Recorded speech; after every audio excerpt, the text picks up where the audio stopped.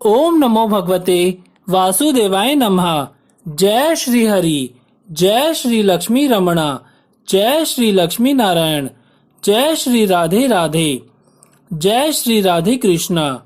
धर्मराज युधिष्ठिर कहने लगे कि हे पुंडरीकाक्ष, मैंने आपसे आषाढ़ मास के कृष्ण पक्ष की एकादशी अर्थात योगिनी एकादशी का विस्तार पूर्वक वर्णन सुना।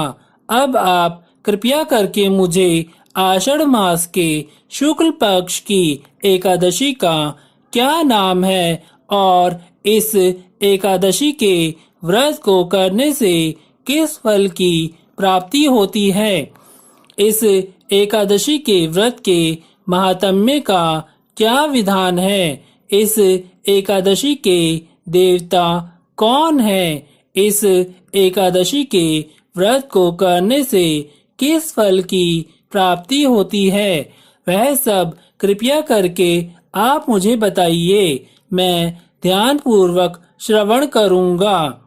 भगवान पुंडरीकाक्ष बोले, आषाढ़ मास के शुक्ल पक्ष में आने वाली एकादशी को देवशयनी एकादशी, महा एकादशी, हरि देवशयनी एकादशी के नाम से जाना जाता है।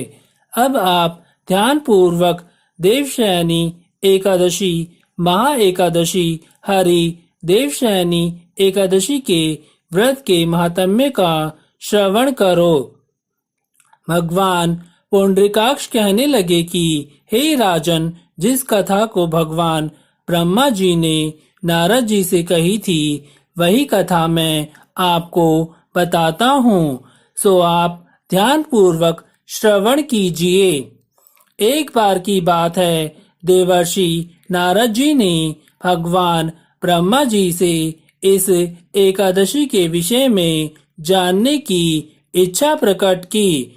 तब भगवान ब्रह्मा जी ने उन्हें बताया कि सतयुग में मधांता नाम का एक चक्रवर्ती सम्राट राज्य करते थे। उनके राज्य में प्रजा बहुत सुखी थी, परंतु भविष्य में क्या हो जाए यह कोई नहीं जानता था। अतः वे भी इस बात से अनजान थे कि उनके राज्य में शीघ्र ही भयंकर अकाल पड़ने वाला है। उनके राज्य में पूरे 3 वर्ष तक वर्षा न होने के कारण भयंकर अकाल पड़ गया। इस अकाल से चारों तरफ त्राही त्राही मच गई।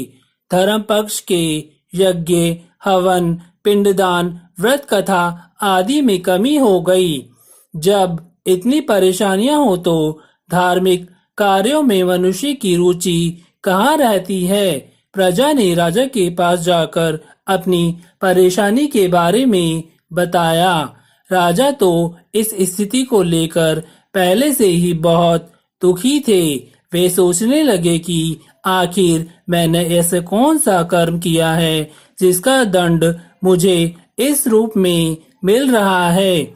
फिर इस कष्ट से मुक्ति पाने का कोई समाधान प्राप्त करने के उद्देश्य से राजा सेना को लेकर जंगल की ओर चल दिए। वहां घूमते घूमते वे ब्रह्मा जी के पुत्र अंगीरा ऋषि जी के आश्रम में पहुंचे और उन्हें साष्टांग दंडवत प्रणाम किया। ऋषिवर ने राजा से सब कुशल मंगल के बारे में पूछा।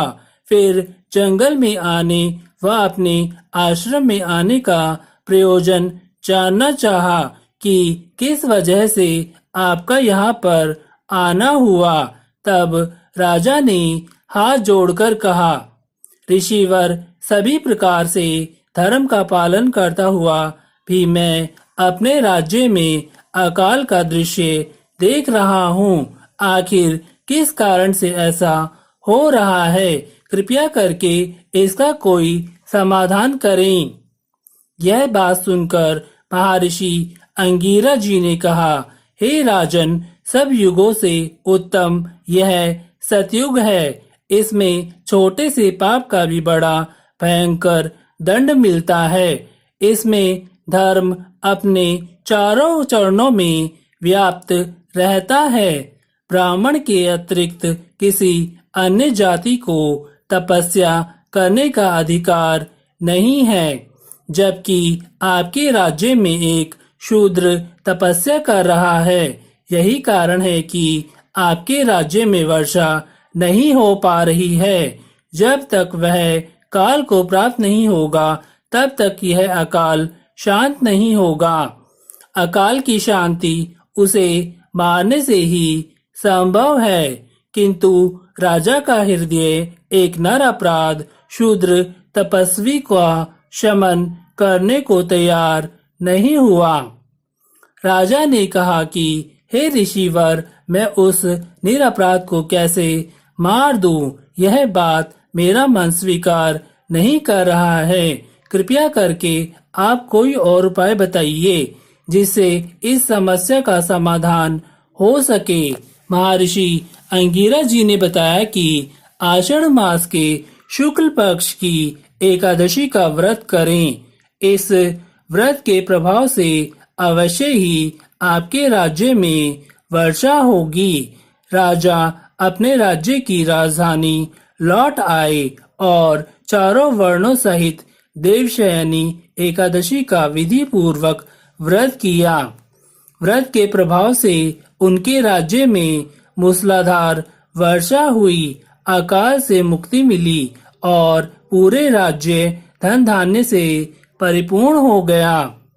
देवशयनी एकादशी व्रत के कथा का पठन अथवा श्रवण करने मात्र से मनुष्य के सभी पाप कर्म नष्ट हो जाते हैं। देवशयनी एकादशी का व्रत करने से अंत में स्वर्ग की प्राप्ति होती है। ओम नमो भगवते वासुदेवाय नमः। जय श्री हरि, जय श्री लक्ष्मी रमणा, जय श्री लक्ष्मी नारायण, जय श्री राधे राधे, जय श्री राधे कृष्णा। अगर आपने अभी तक हमारे YouTube चैनल लाजपत दोतानिया को सब्सक्राइब नहीं किया है तो जल्दी से सब्सक्राइब करके बेल आइकॉन की घंटी को ऑल पर सेट कर लें। इससे होगा ये कि हमारे YouTube चैनल पर कोई भी नई वीडियो के अपलोड होने की नोटिफिकेशन आपको तुरंत मिल जाएगी और वीडियो को पूरा वॉच करें। अगर आपको वीडियो अच्छा लगा हो तो वीडियो को ज़्यादा से ज़्यादा लाइक करें, शेयर करें और एक बहुत अच्छा सा कमेंट करना ना भूलें।